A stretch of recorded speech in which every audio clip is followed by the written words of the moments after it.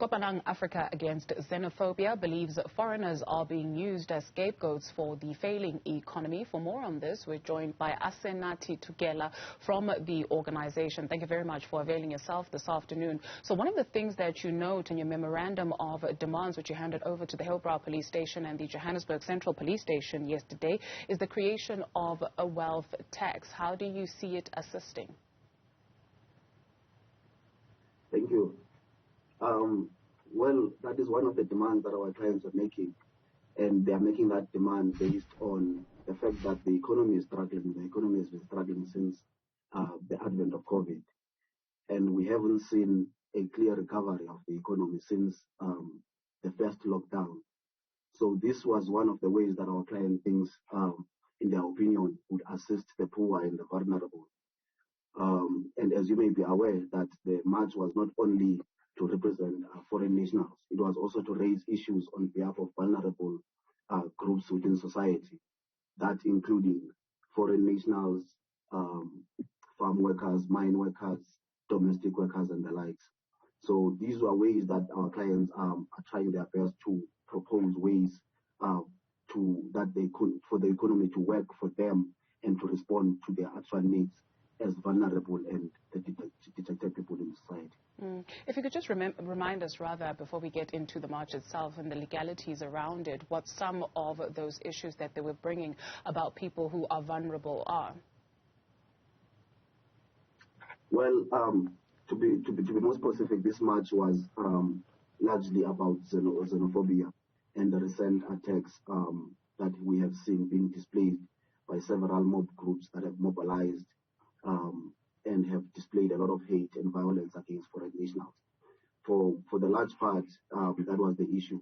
But the issues around the wealth tax and the economy were to raise the issues around the scapegoating of issues, because we are of the opinion that the issue around foreign nationals is a scapegoat to escape and to avoid issues of importance, issues that for instance, such as the economy not responding to people of vulnerable groups. Your group initially, or your clients rather, I beg your pardon, initially was supposed to hold a march, but then the JMPD intervened and that march didn't take place, because as we saw it taking place yesterday. Just in terms of the initial declining of the march to take place, what happened there? Do you perceive that it was to frustrate your clients? Well, the intention for now is unknown, but the conduct displayed by the JMPD, the unfair conduct, because if you remember, the march was initially planned for 21 March, which would be to raise awareness on a very important day, being Human Rights Day, a day to commemorate Sharpeville and Langa massacre. So it was prohibited unfairly and unjustifiably, in our opinion, by JMPD, and the court actually agreed with our argument that JMPD unfairly and unjustifiably prohibited our march. So their conduct does display a lot of characters that they are not fully in support of voices that want to disavow and disregard xenophobia within our communities.